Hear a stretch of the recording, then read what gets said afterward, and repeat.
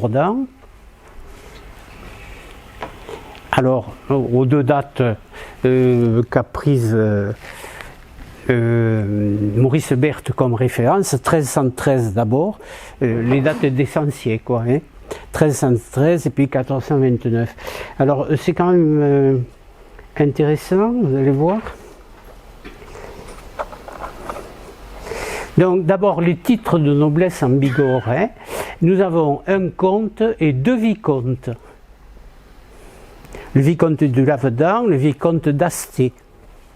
On pourrait dire de Bagnères, si vous voulez.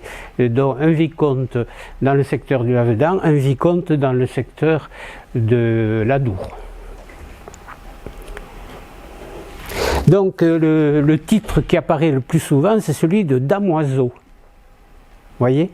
Damoiseau, donc en 1313, il y en a 71 sur 118 qui sont qualifiés de damoiseau. Qu'est-ce que c'est? Ah ben c'est le premier titre de noblesse. C'est évidemment au-dessous de chevalier. Des chevaliers, il n'y en a que 9 sur 118. Voyez. Et puis vous avez 12 barons. Alors les barons, c'est le sommet, évidemment.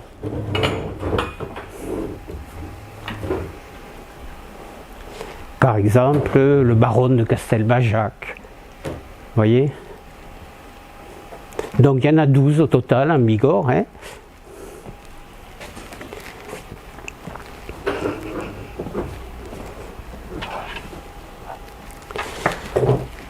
Alors, Maurice Berthe a pu établir les revenus, notamment de ces chevaliers, enfin de ces nobles, pardon.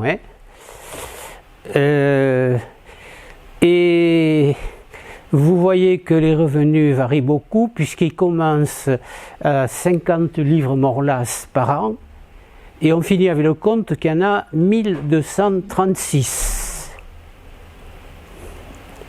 Donc c'est très inégal, mais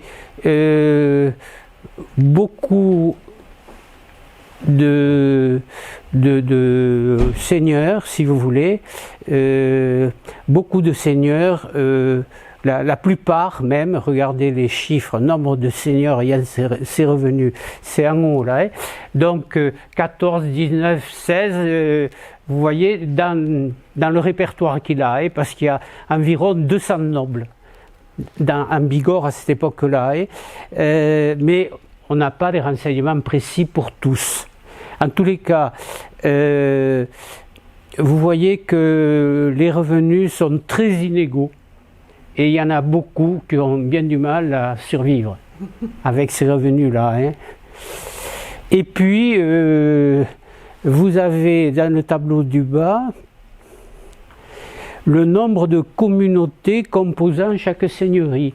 Donc, il y a des communautés, par exemple, une communauté, vous avez 90 nobles qui ont à peine une communauté ou moins d'une communauté. C'est-à-dire que nous avons des co-seigneuries quelquefois. Vous voyez, des co-seigneuries, c'est-à-dire qu'il y a plusieurs seigneurs pour la même communauté. Vous voyez? Et par contre, les deux vicomtes d'Asté et du Lavedan, le premier en a 16 communautés dans sa seigneurie, le second 22, et le comte a 83 communautés dont il est le seigneur plein et entier. Même s'il est quand même le comte de toute la Bigorre, et qu'il a droit donc dans le reste de la Bigorre à certaines redevances quand même. Communauté, c'est équivalent à village? Voilà, on dit communauté ou village si vous voulez, oui. Voilà. En tous les cas, pas commune. Oui.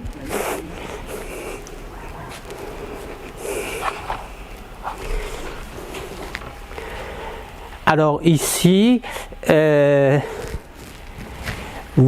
un peu la même chose. Vous avez donc 14 seigneurs aisés, dont le comte qui est le premier. Et 38 seigneurs au revenu moyen et vous avez 33 seigneurs au revenu bas. Dans le total des seigneurs dont on connaît les revenus. Donc le censier fournit les revenus quand même. Hein. Il fallait faire un calcul après, il faut regrouper les choses. Hein. C'est pas forcément aisé.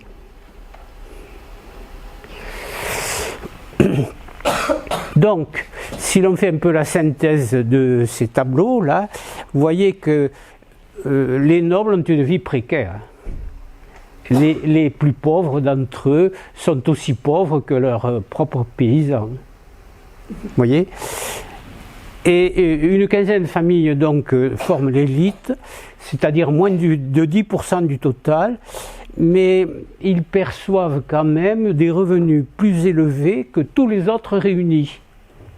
Donc ils sont à peine 10%, mais ils ont 1180 livres de revenus contre 806 pour les restants, les 90% restants. Donc vous voyez, il y a une grande disparité. Hein. À l'opposé, vous avez 33 seigneurs qui disposent de 7 livres 10 sous et moins. Et je vous ai mis l'exemple que je vous ai déjà cité. Arnaud Guillem de Noudrest, qui est seigneur d'un hameau de 3 feux seulement. Et je vous ai expliqué que Noudrest, c'est en face de Montgaillard, dans la plaine, et en face du wagon de chemin de fer de Védère, que vous connaissez peut-être. Hein. Vous avez une grosse ferme là, dans la plaine, dans la vallée, parce que c'est quand même déjà la vallée là, et c'est ce qui reste de Noudrest. Sauf que c'est un toponyme intéressant pour d'autres raisons aussi. Hein. Donc, ça c'est les seigneurs les plus pauvres. Oui, avec trois familles qui lui payent une redevance, hein, il ne doit pas aller loin. Hein. On va le voir après, mais au-dessus, donc, les seigneurs moyens, mais leur sort n'est guère plus enviable. Hein.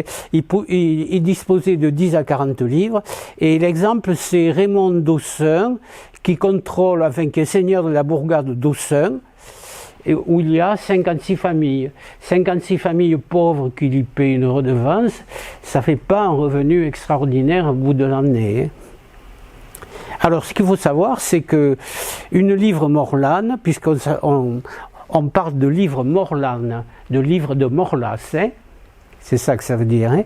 Donc, une livre Morlane est l'équivalent de 120 poules, 48 agneaux. Donc, dans le corps du texte, il est arrivé à déduire ces équivalences-là. Hein. Bon, le seul qui domine vraiment le tout, c'est le comte. Hein. Il est à un tout autre niveau, avec 2313 tenanciers qui lui paient une redevance. Un quart des communautés, on a vu que c'était 83, et 1238 livres de revenus annuels. Alors, ça vous fait plus d'1,5 million de poules, quoi. si on traduit en poules. Les amis en batterie. Alors, plus intéressant, c'est le domaine comtal. Que possède le comte, donc hein. Mais le comte possède, vous le voyez, les principales villes. Tarbes, bien sûr, Lourdes, Bagnères, Vic, Rabastens, etc. Ensuite, ces possessions, vous les trouvez essentiellement dans la plaine. Vous voyez, il ne possède rien dans la montagne bigourdane, hein, on est en Bigorre là, hein. Donc il ne possède rien en propre en vallée de Barège, même si on lui paie certaines redevances, hein. Il possède certaines choses, mais il n'est pas seigneur. Vous voyez, c'est le vicomte du Lavedan notamment, ou le seigneur d'Asté, le vicomte d'Asté, qui possède des choses là, hein. Donc, il possède l'essentiel de la richesse bigourdane. Vous voyez, il possède les villes, il possède les bourgades et les villages qui sont dans la plaine, et par conséquent, la plupart des revenus sont pour lui. Il a une situation privilégiée, mais c'est le seul. Hein.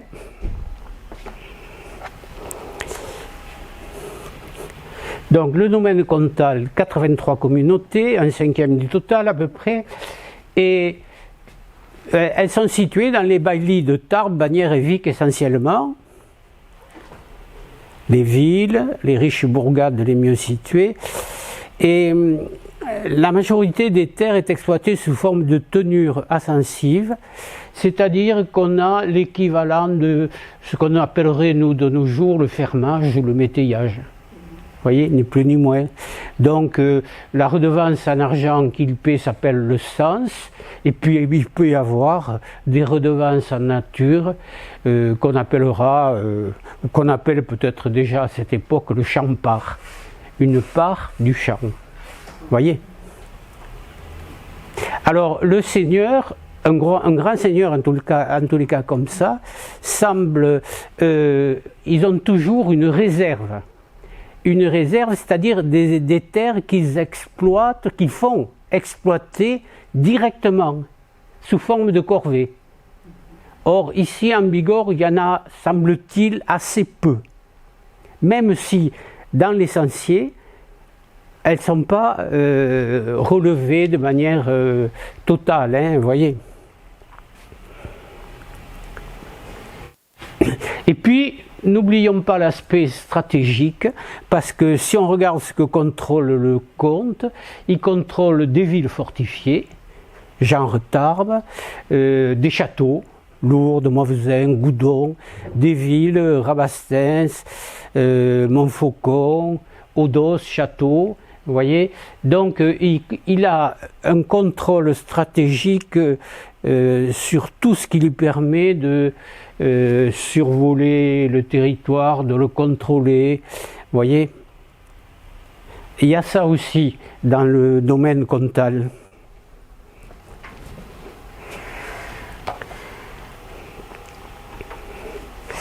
Alors les seigneuries bigourdanes vers 1300. Alors vous voyez que c'est compliqué. C'est très compliqué parce qu'il y a une espèce d'enchevêtrement.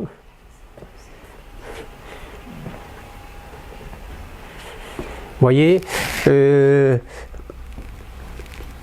Castelbajac, par exemple, contrôle deux communautés ici aux environs de Tarbes, et bien sûr, il contrôle diverses communautés, donc c'est-à-dire 6 ou 7.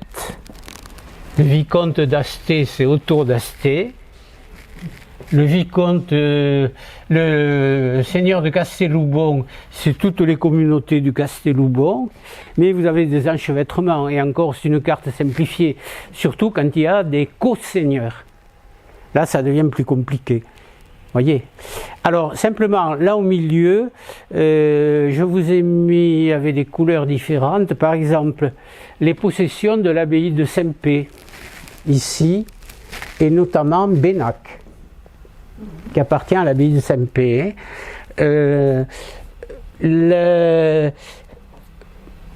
L'évêque de Tarbes possède, vous le voyez ici, la Cède, il possède Caisson, il possède Mars, c'est Marseillan, et il possède ici Lutilius.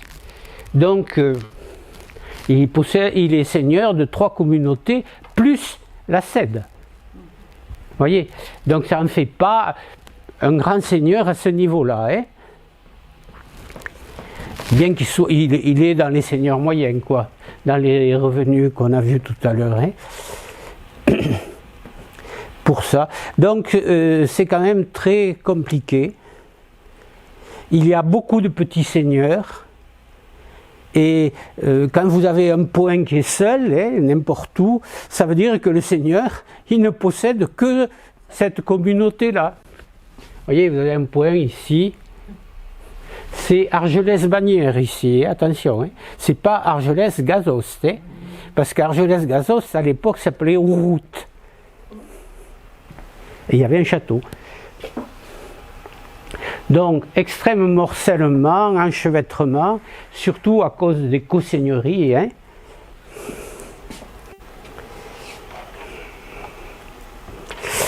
Et simplement, un rappel, là, le diocèse de Tarbes correspond à peu près au comté.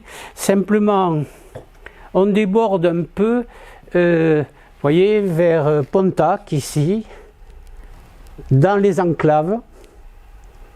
Donc, Montané fait partie du diocèse de Tarbes, par exemple. Vous voyez, la région de Montané, ce qui correspond au canton, ou correspondait, j'en sais rien, au canton de Montané, faisait partie du diocèse de Tarbes, mais ça correspond grosso modo, quoi, après.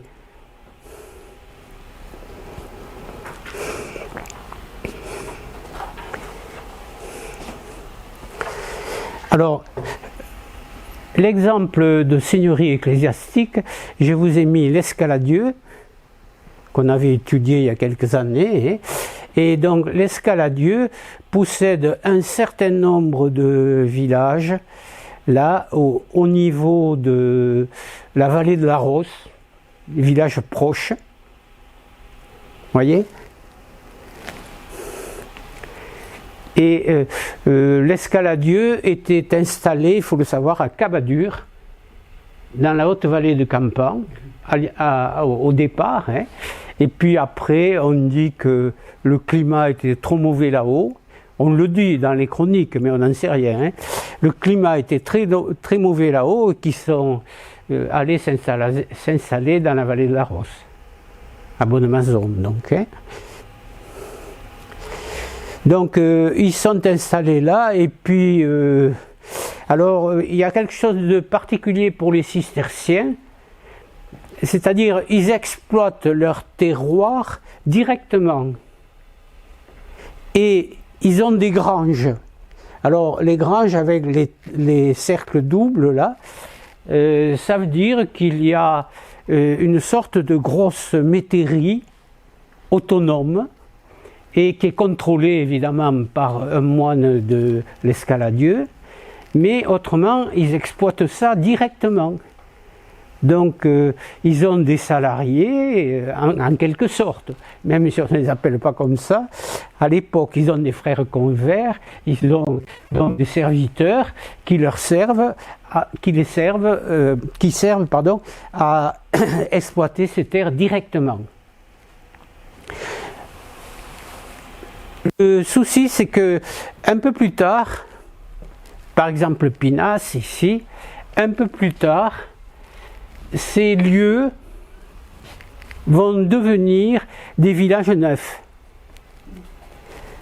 Parce qu'à un moment donné, ça c'est au début, 12e, 13e, et puis avec les événements qui se passent donc au 14e, 15e siècle, ce qu'on a déjà vu bien sûr, eh bien ils vont cesser d'exploiter directement, et par conséquent ils vont donner ça sous forme de fermage, de métayage, vous voyez, ils vont vendre, enfin, et ça va être transformé progressivement, souvent en village neuf, qu'on appellera peut-être Castelnau, ou qu'on appellera Sauveté, peut-être, ça dépend. N'empêche que cette carte, on a établi, enfin, une collègue a établi, vous voyez, à partir des comptes qui sont conservés à la bibliothèque de Tarbes, on a établi ce qu'ils possédaient encore au XVIIIe siècle. Et vous voyez qu'au XVIIIe siècle, ils se sont répandus bien plus loin que la vallée de la Rosse, puisque vous avez Masseb, Castelfranc, Trie, bien sûr, on l'avait vu déjà. Ils sont à Bourse, et ils sont à Pouillastruc, ils sont à Tarbes, à Montgaillard, vous voyez. Ils ont donc proliféré en dehors de la vallée de la Rosse. Mais ça, c'est plus tard. Alors, le domaine comtal en 1429. Et alors là, c'est presque la catastrophe, si vous voulez, parce que, regardez, ils ont perdu cette partie avec Monvezin-Cap-Verne, ici, parce que c'est passé hors du comté. Du fait des transmissions, des héritages, des mariages, vous voyez, de tout ce qui se passe à cette époque-là, eh bien cette partie du comté est passée donc du côté de l'Astarac, oui, du comté de l'Astarac, hein, et puis le comte a perdu Goudon, Poumarousse, vous voyez, Montgaillard, Odos, Orlex, Camales. Donc il a perdu beaucoup. On ne sait pas, il a perdu aussi, c'est à noter en passant, hein, même s'il n'était pas seigneur complet du Val d'Azun, là, il a perdu tout le Val d'Azun aussi.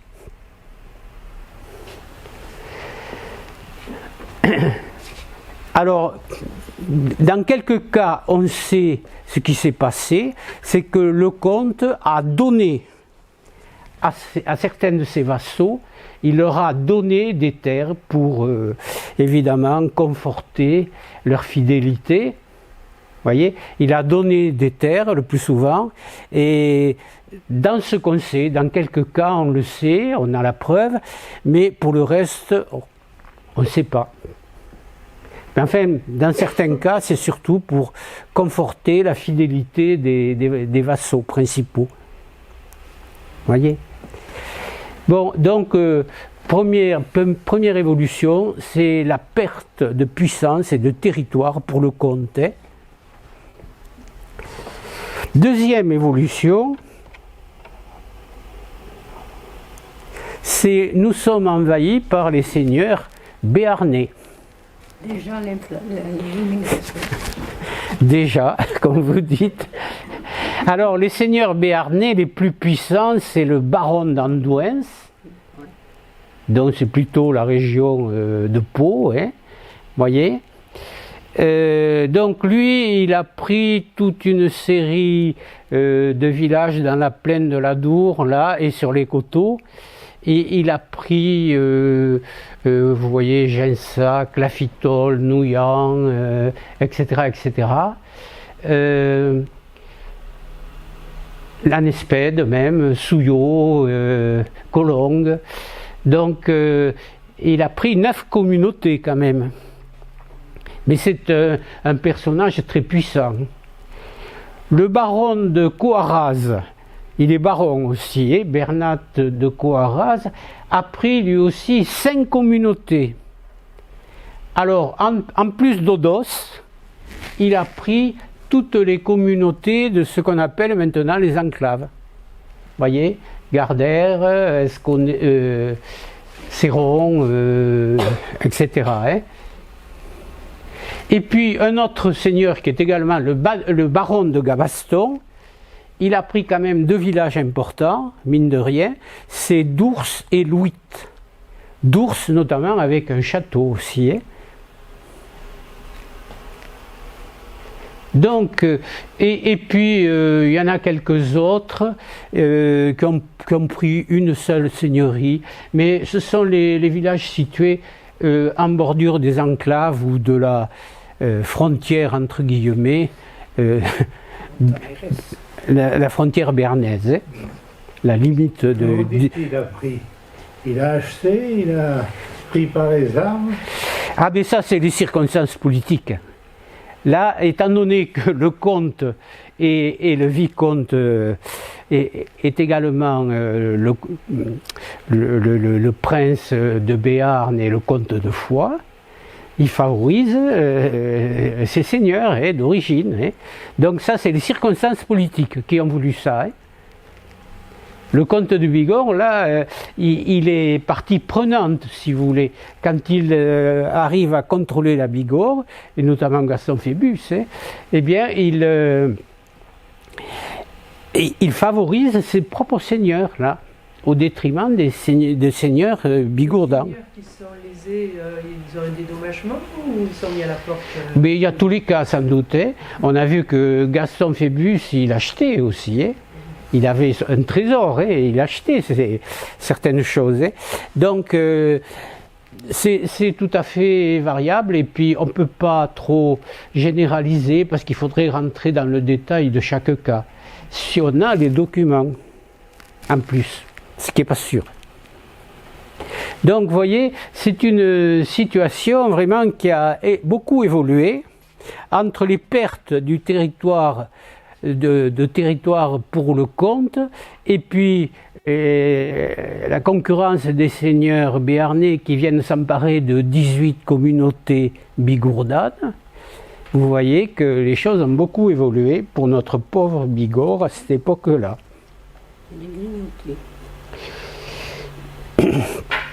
Donc c'est un peu ce que je viens de vous dire. Il y a quand même en plus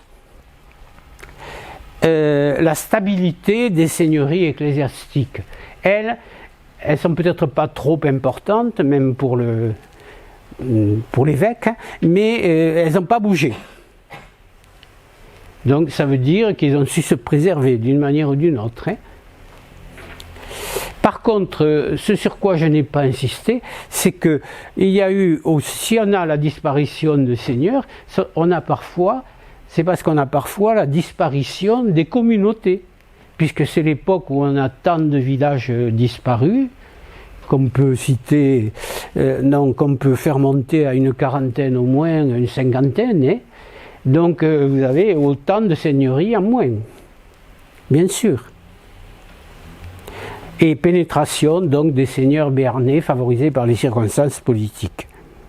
Voilà, 2 mots sur les paysans simplement.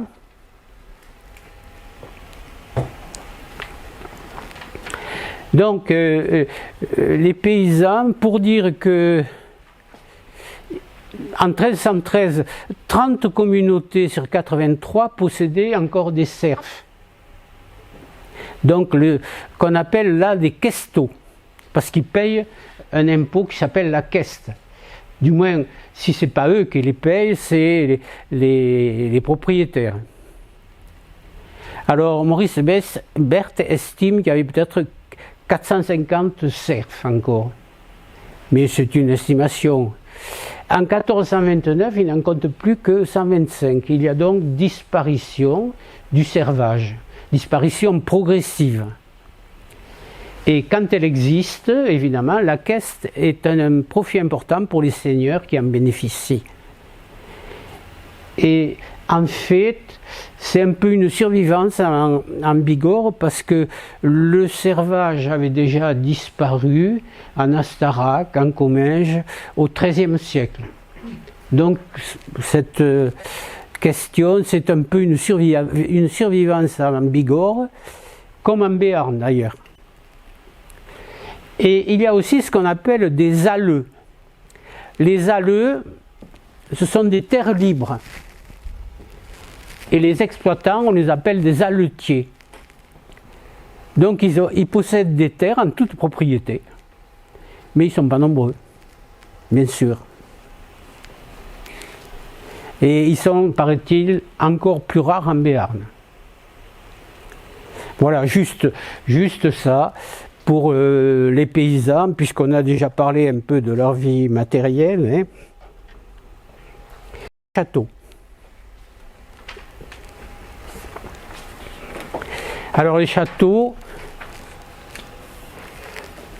ils ne sont pas très bien connus dans le département, hein.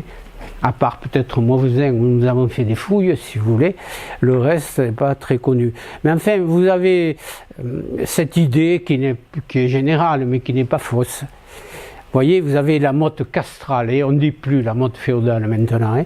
Donc le croquis est ancien. La motte castrale d'abord, 10e siècle, et puis 11e, 14e, 12e, 14e, 15e, si vous voulez, vous avez la fortification qu'on appelle en point dressé. en point dressé, comme ça. Donc c'est la fortification avec des murs de plus en plus hauts, des tours de plus en plus massives, voyez. Et puis ensuite, l'évolution, ça va être à partir du 15e, mais peut-être plutôt à la fin du 15e, hein, surtout dans nos régions. Vous avez les fortifications semi-enterrées, les fortifications à la Vauban, si vous voulez, pour parler comme ça, hein, plus tardivement. Donc les fortifications semi-enterrées. Évidemment, tout ça, ça évolue avec l'armement, bien entendu. Ça évolue avec l'armement. Donc vous avez dans un premier temps, depuis le 10e jusqu'au peut-être au 13e, c'est ça, vous avez la tour carrée qu'on installe sur une motte castrale le plus souvent. Donc c'était le cas dans le premier château. Pardon ? Il est bien ce tableau de voyage. Tour carrée, donjon carré, vous voyez. Et c'est le château qu'on appelle château roman, oui, un peu comme ça. Alors les améliorations concernent surtout la forme des tours, puisque vous voyez que la tour ronde est en principe plus tardive, même si parfois on l'a fait remonter là, un peu. Vous voyez, on vous l'a mise au milieu du 12e, là, peut-être que dans certaines régions, mais pas ici, hein, on l'a fait remonter plus tôt. Alors vous allez me dire que vous ne connaissez pas des tours rondes, peut-être. Non. Ça vient pas. Donc, la tour ronde la plus proche que vous avez, c'est le château d'Oursbelil. Personne ne connaît. Au nord du village d'Oursbelil, vous avez une motte avec une tour ronde dessus encore. Mais c'est dans la propriété privée, donc on peut le voir quand on va vers la route de Gaillan. Je ne sais pas si vous connaissez un peu. Et un autre exemple pas trop loin, c'est le château de Tosta. Parce que le château de Tosta, vous connaissez la façade 17-18e, là, imposante. Mais à l'arrière, il y a les vestiges de douves profondes. Et vous avez les vestiges de 2 tours.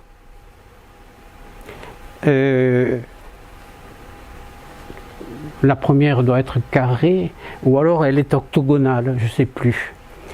Et puis la seconde est ronde, quelque chose comme ça.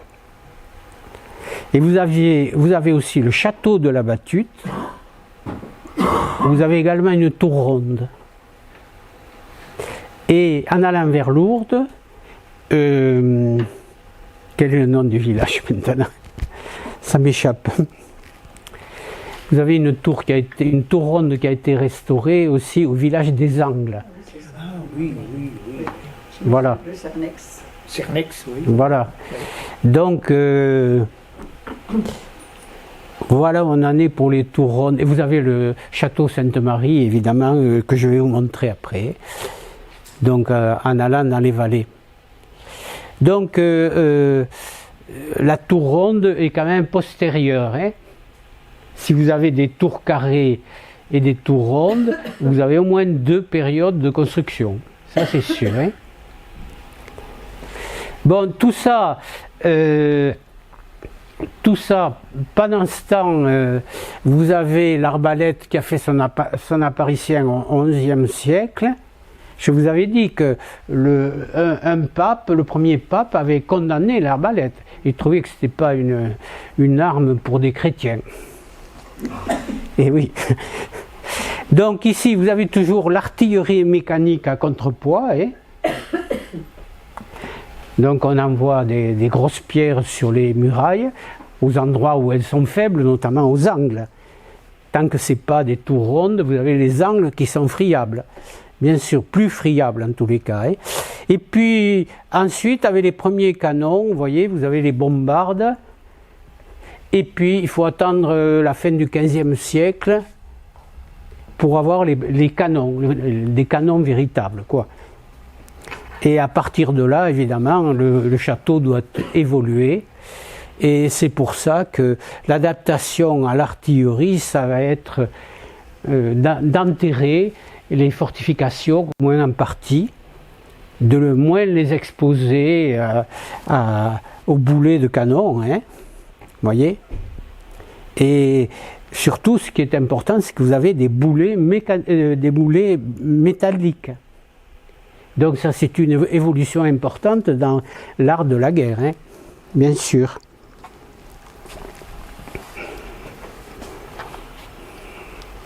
Pardon, c'est pas ça.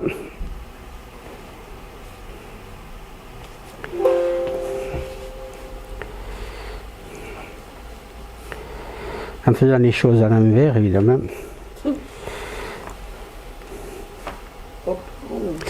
Voilà.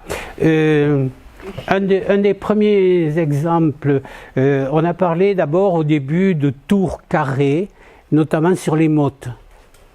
Alors là, à Échette, c'est un hameau de Esch de l'autre côté de la Neste. Hein. Donc vous avez encore cette tour qui a encore les 2 étages. Il y en avait peut-être davantage, bien sûr. Hein. Enfin, il y en a 2 qui sont à peu près intacts, vous voyez.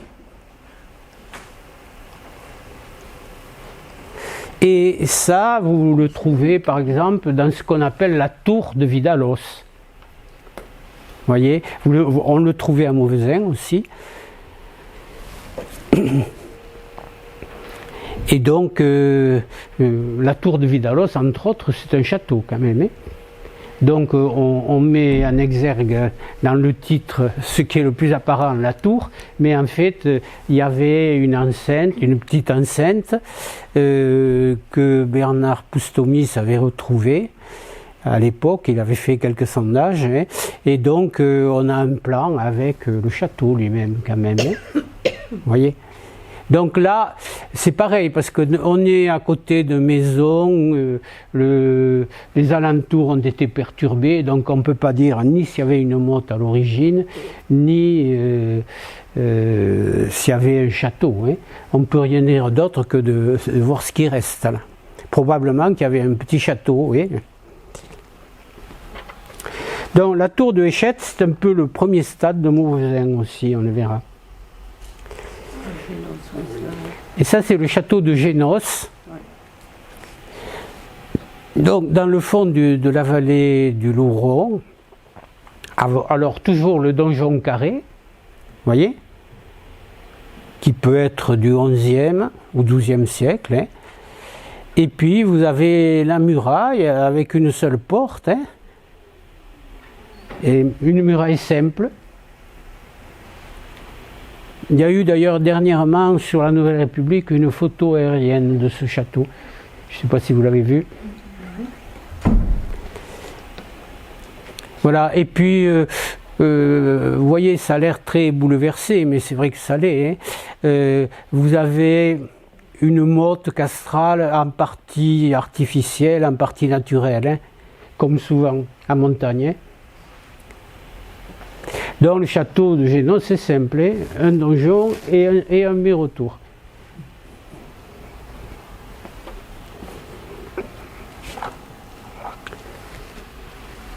Voilà, je vous parlais de tour ronde tout à l'heure, et là c'est le château de Sainte-Marie en vallée de Luce, hein, et voilà ce qui reste du château. Un donjon carré, donc ancien, et puis une tour cylindrique qui a été rajoutée par la suite, ou reconstruite par la suite, on ne connaît pas. Hein. Il n'y a pas eu d'études particulières sur ce château, il n'y a pas eu de fouilles par exemple. Hein. C'est-à-dire il faudrait des fouilles d'ampleur en plus. Hein. Ah oui, c'est à Boussens. Donc Boussens, ça c'est un château alors compliqué. parce qu'il y a eu des restaurations, il n'a pas été étudié dans le détail, mais ce qui reste, c'est un beau donjon, quand même. Carré, donc. Vous voyez, un beau donjon qui est peut-être 13e, 14e.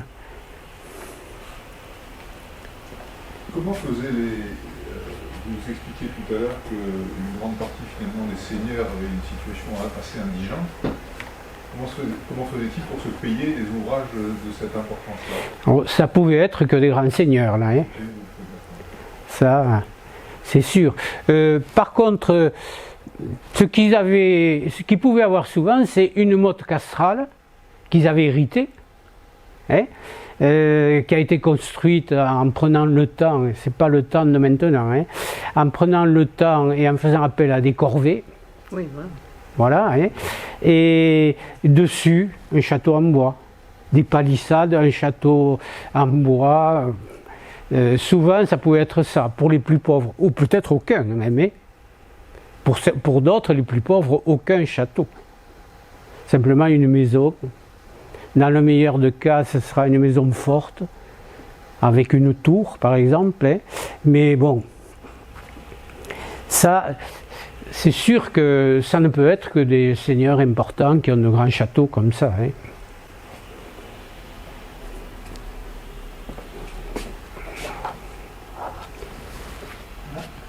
Tiens, flûte alors. Il faut que je me mette en face. C'est pas une...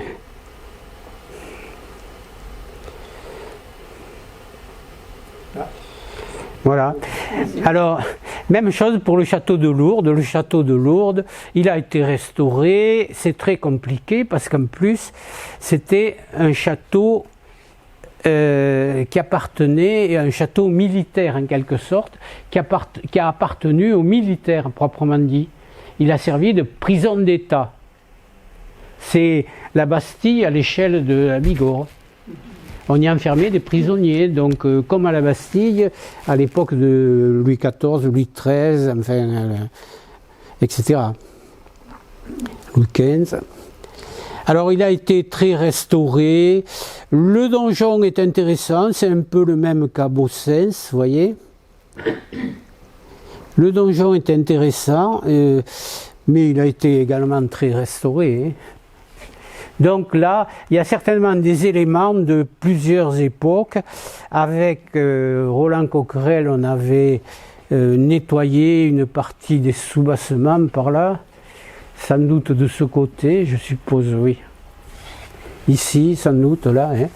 Et là, il apparaissait une petite tour, les sous-bassements d'une petite tour demi-ronde, qui est datée d'une période bien antérieure, sans doute. Bien antérieure. Par contre, ce qui est intéressant, quand même, faites abstraction des ascenseurs, mais c'est la rampe. Oui. La rampe pour grimper au château, à l'époque où il n'y avait pas d'ascenseur. Il y en a une autre de l'autre côté aussi. Ah, de l'autre côté, alors la basse-cour, moi j'appelle ça à Mauvesin la basse-cour, ils appellent ça la demi-lune, parce que ça fait partie de l'ouvrage défensif du château adapté par les militaires. Vous voyez, à l'époque de Vauban, par exemple. Donc on appelait ça une demi-lune. À l'époque médiévale, on appelait ça une basse-cour. C'est-à-dire qu'il y avait les granges, les écuries, les bâtiments d'exploitation, le logement des serviteurs, etc. Là. Donc vous voyez, ça c'est intéressant. En plus, on voit le rocher, là. On voit bien le rocher. Alors vous connaissez peut-être pas le château de Lubré de Saint-Luc, parce que il a été restauré. Vous voyez, alors restauré, ça veut dire que le propriétaire, je l'ai connu sans ça, hein, il a reconstitué la tour qui permet la montée dans un escalier à vis, là, voyez. Et puis il a reconstitué les 2 tours qui étaient là, il les a reconstruites. Remarquez, il avait regardé dessous, il avait fouillé un peu, hein, et il avait retrouvé les soubassements de ces tours. Apparemment, il y en a une ronde et l'autre carrée. Non, non, elle est ronde aussi. Il me semblait. Où c'est qui se trouve? Je ne suis pas sûr quand même. Hein. Le toit est rond. Oui, voilà, on le voit au toit, oui. Effectivement, c'est un effet de la photo, ça. Hein. Oui, c'est ça, c'est un effet de la photo. Ça m'a fait douter tout d'un coup. Et c'est où les Bris de Saint-Luc? C'est vers où? C'est en allant vers Trie. Ah, C'est pas très loin, hein, du Bris de Saint-Luc. Enfin, c'est une belle bâtisse, vous voyez, 17, 18e, là, 17e peut-être, avec des fenêtres à meneaux. Ça, c'est les fenêtres Renaissance, vous voyez, les fenêtres à meneaux, c'est ça, hein. Là, là, là. Mais c'est parce qu'il les a mises, hein. Il les a remises peut-être, hein. Vous voyez, parce qu'il était... Il voulait, comme il était chez lui, il a fait ce qu'il a voulu là. Et M. Marcos, qui était l'architecte des bâtiments de France, n'a rien pu contre lui à ce moment-là. pour une fois. Parce qu'il ne voulait pas d'une reconstruction. Hein. Ah oui. Ah oui. Et il ne faut pas oublier dans les fortifications, hein, il ne faut pas oublier, ici c'est l'église de Luce. Donc il ne faut pas oublier les fortifications qui entourent les villages neufs. Ibos, Azerex, Gillan, pour ne parler que de ces 3 qui sont à proximité. Donc les villages neufs, Enclos Ecclésio, Castelnau, etc., ils ont tous des fortifications comme ça. Hein.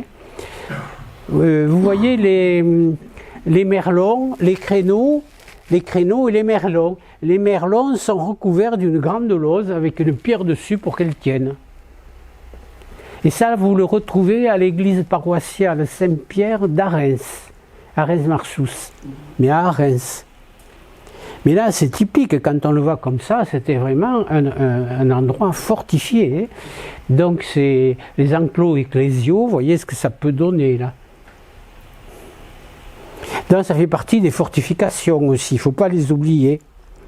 Quelquefois, dans les cas où les communautés sont pauvres, ça peut arriver quand même, hein, vous avez de simples palissades en bois. Bien sûr, hein.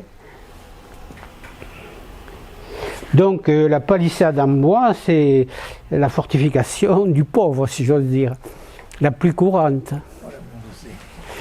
Et voilà, Mauvezin, oui, c'est pas très net, tiens, je m'aperçois.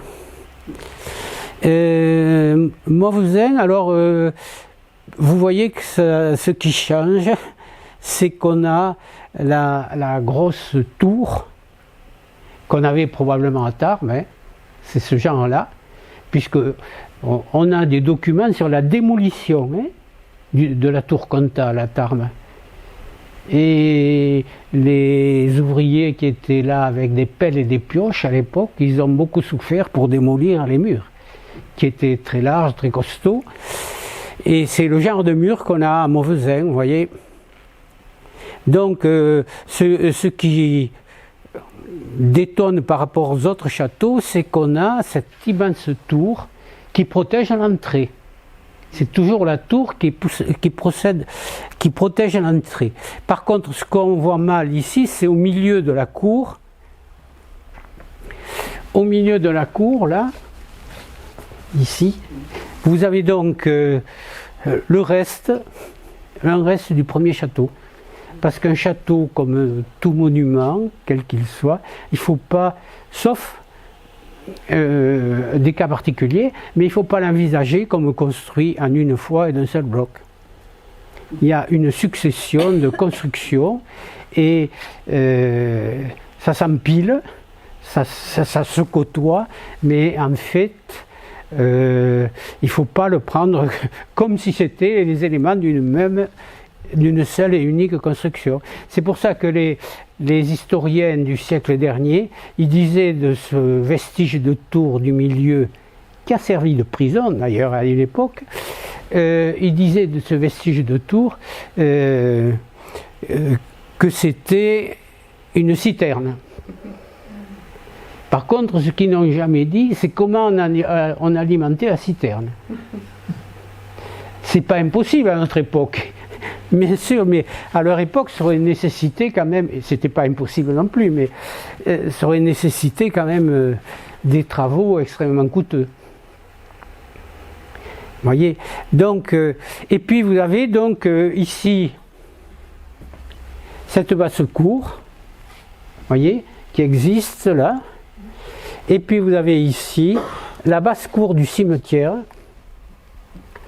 C'est dans les années 1870 que le cimetière a été transféré du tour de l'église, il a été transféré donc là où il y avait un terrain libre. Voilà, et il y est toujours le cimetière.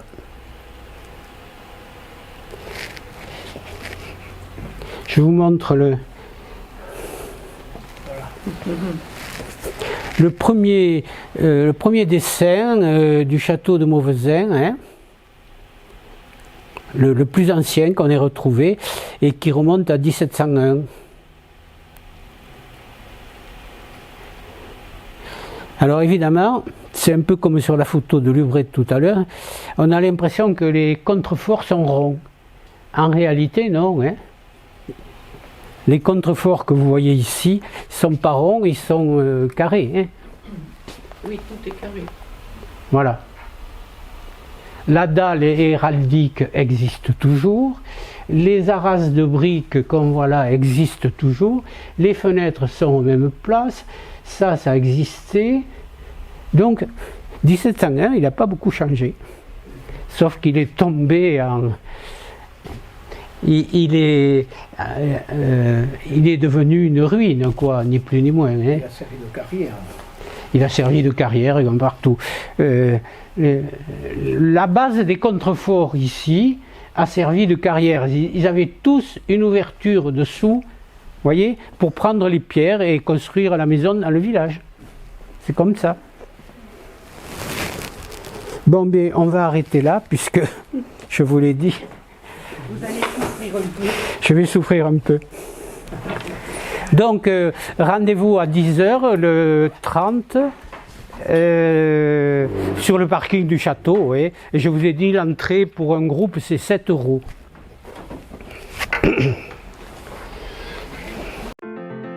Si cette vidéo vous a plu, vous pouvez nous rejoindre à l'Université du temps libre de Tarbes et de Bigorre à l'adresse utl-tb.info. Vous pouvez aussi nous encourager en cliquant sur le pouce vers le haut. Les commentaires de soutien sont également les bienvenus. Et n'oubliez pas, si ce n'est déjà fait, de vous abonner. Merci et à bientôt.